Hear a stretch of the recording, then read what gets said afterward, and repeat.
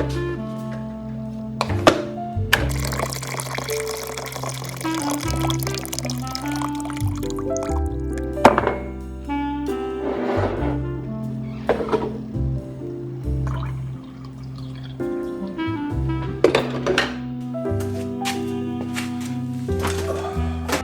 everybody. Got a hot cup of that Guatemalan sunshine. Man, it's WrestleMania weekend. Are you guys ready? I don't know if I am. You know, to be honest, if I'm being really honest, this is probably the least enthused I've ever been for a WrestleMania. Probably even counting like way back before I was a wrestling fan. Thought I'd kick off the day with a NXT Stand and Deliver Night 1 review. So, I watched the pay-per-view.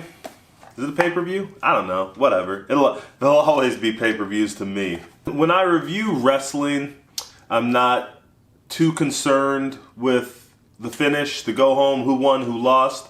But, you know, like inevitably we're going to talk about some of the wins, losses, whatevers. So if you haven't watched NXT Stand and Deliver Night 1 yet, spoilers. So NXT Stand and Deliver Night 1, I watched the pre-show. Normally I don't. I really don't like the pre-show stuff. It just feels so forced to me, I guess. I don't know. You know, they want to be... it frustrates me because we can't say wrestling. They don't say sports. They don't. I don't think they say athletes. They say performers, entertainers, superstars, all this stuff. But then they still want like the pre-show, pre-game accoutrement of like real sports. And it's like, you know, WWE so badly wants to have their cake and eat it too. And I just, you know, like, man, come on, you guys be whatever you want. Like, you know, why do we still have to not be wrestling? You guys are the only wrestling that matters in the world. You know, like, why do we have to not be wrestling? Or, you know, if we're not wrestling, if we're not sport, why do we keep pretending like we make wrestling? But just go make movies if that's what you want. Like, you can do that. Why are we stuck in this middle ground of it's kind of what we've always done, but we're not? I don't know. Like, I don't understand. Anyway, so I watched the pre-show, most of it. I was kind of cooking before the pre-show. I had the grill going and everything. So the match on the pre-show was Toni Storm versus Zoe Stark. I like Toni Storm a lot. She's one of my favorite wrestlers right now. Zoe Stark seems like she seems very new. She still has so much to figure out. You know, she already looks very comfortable in the ring. So, you know, I would say there's probably an unlimited ceiling on her, but we'll see. The one thing I did notice seemed like when Toni Storm came out, they had definitely piped in some boos because she's a heel. It seemed very weird to me because she was immediately, the crowd was with Toni Storm, even though when she had made that entrance, there were boos. And they sounded like piped in boos for me. So, I don't know. I'm watching you, WWE.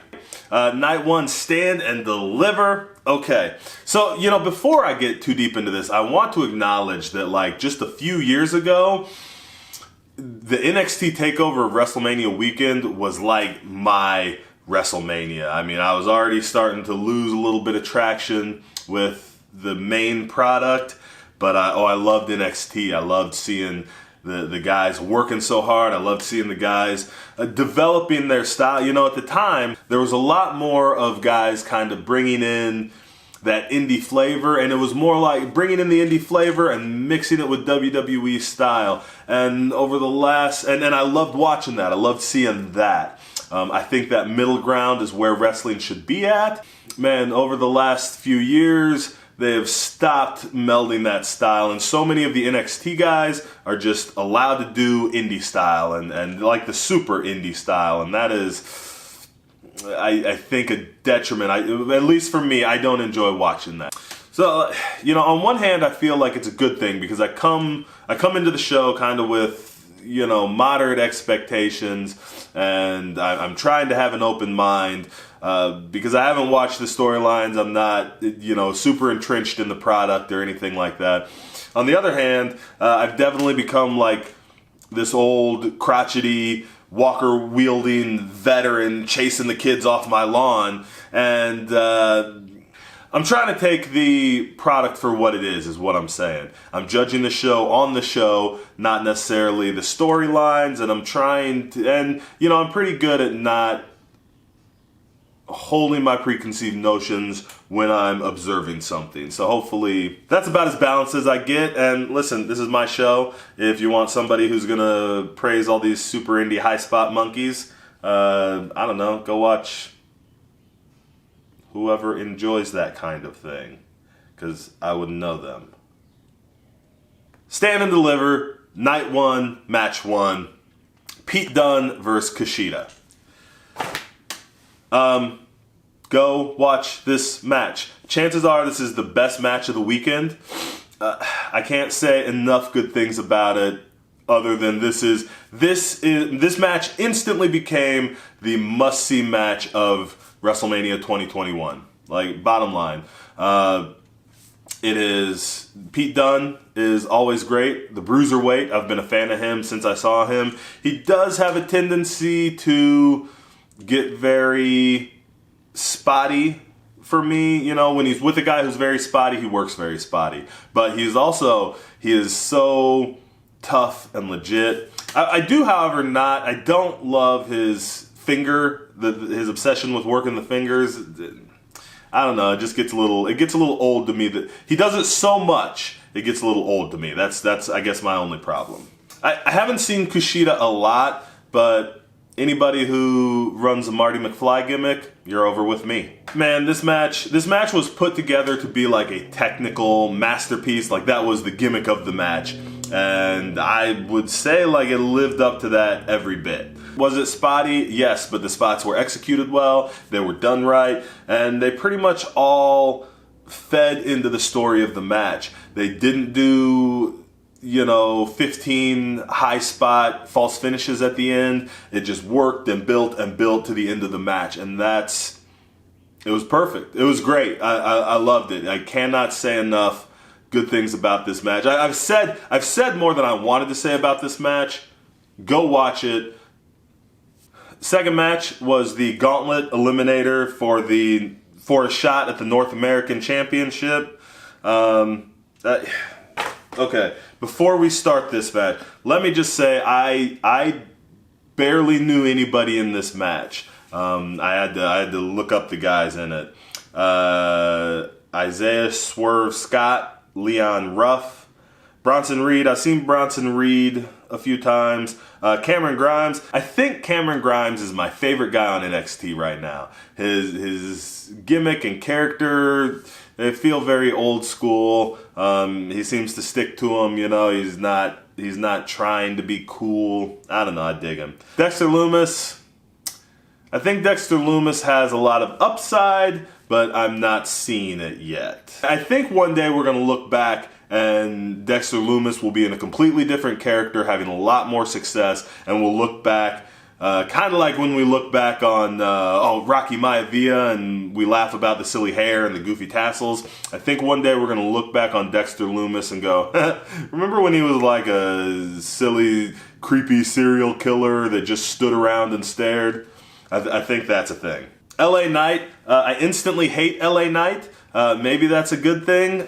Maybe that's what he's going for. But he just seems like such a dollar bin Miz. Like, who thought we needed another one of those, only worse? Everything that I hate about modern wrestling was this match. The gauntlet rules were not explained well. They called it a gauntlet, but then it was more like a Royal Rumble, like, all the guys could come in. Normally with a gauntlet, you have to eliminate a guy before the next guy comes out, but this was more like Royal Rumble rules. I don't know. I thought it was dumb, and poorly explained. That's more of the problem. The rules were not clear. Because if you call it one thing and then it's something else.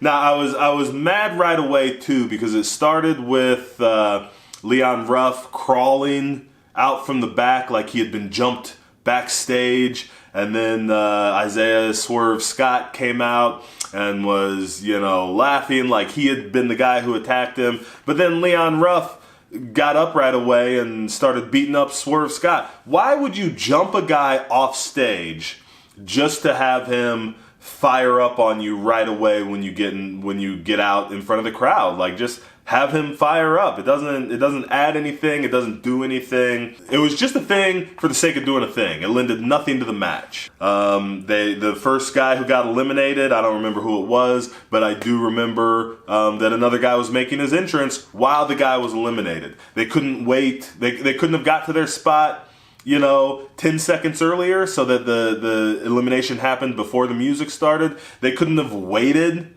10 seconds for the music to stop playing and the guy to make his finish.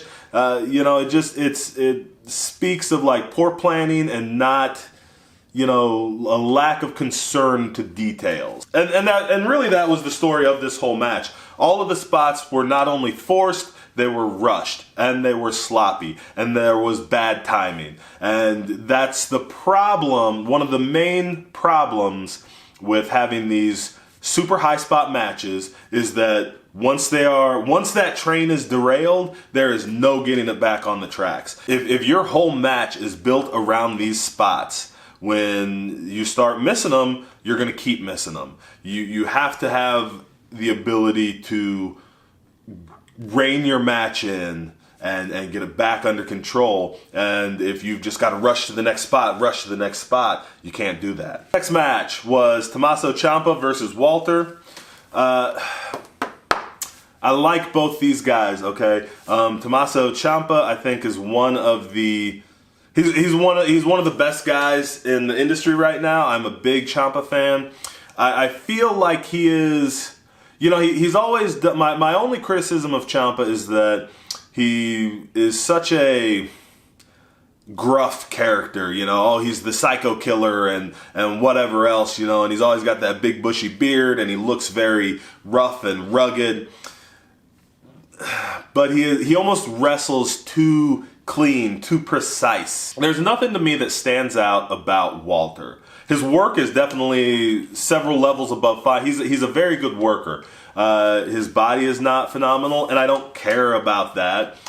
His gear is super plain. I like wrestlers who look like they're going into a battle.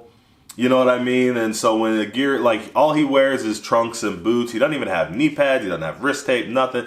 It's missing something.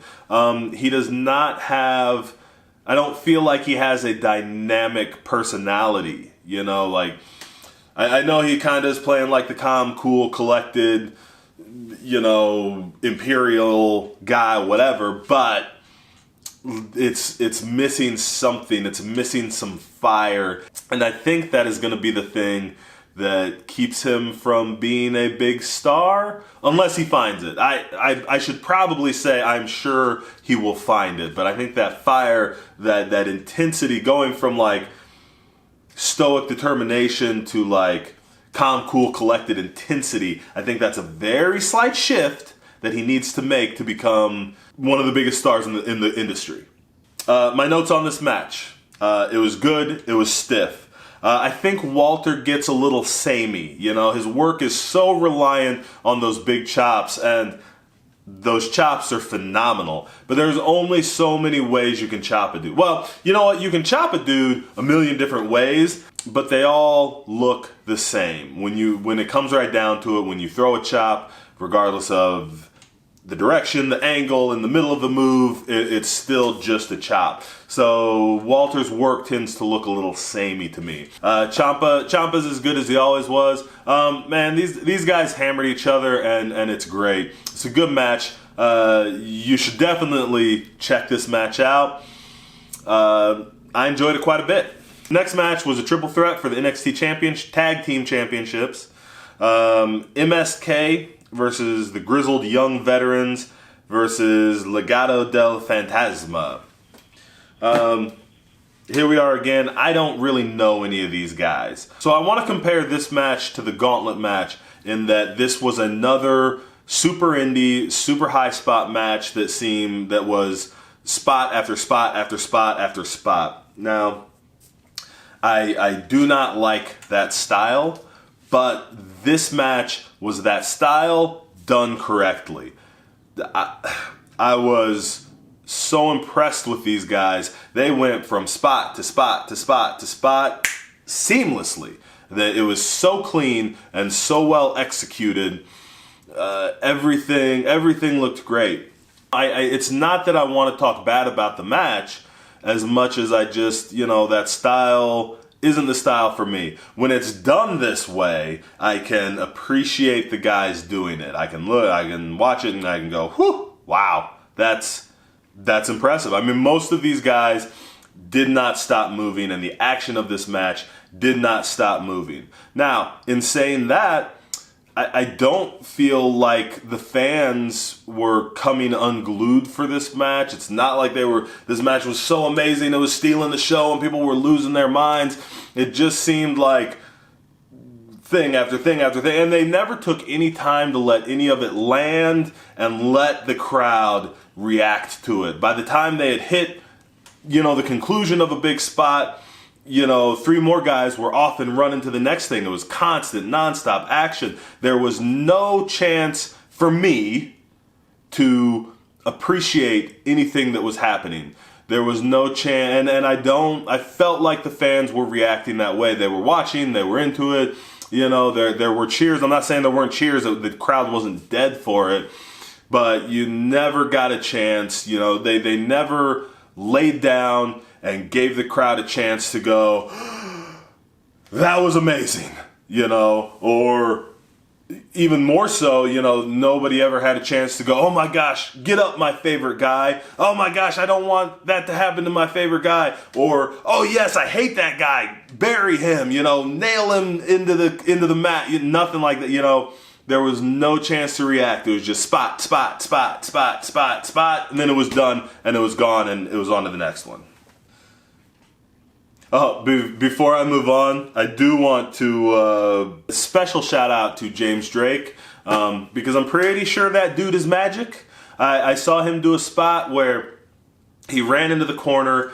His partner popped him up into the corner where he hit a drop kick on the guy standing in the corner, stopped in midair, did a backflip, and landed on his feet facing the hard camera. I don't think the laws of physics should have allowed him to do that. Final match, main event of NXT Night 1 Stand and Deliver. Io Shirai versus Raquel Gonzalez for the NXT Women's Championship.